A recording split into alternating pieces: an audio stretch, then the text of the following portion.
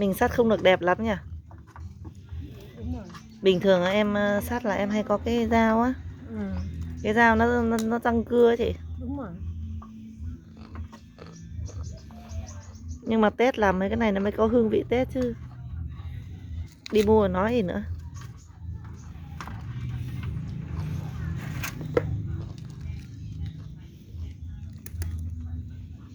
Một miếng su hào, 2 miếng su hào, 3 miếng su hào. Ngồi làm việc vô tri. 4 miếng su hào, 5 miếng su hào, 6 miếng su hào.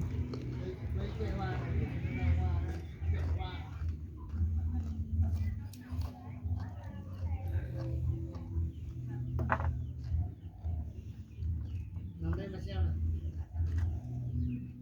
Chuyển chỗ để kéo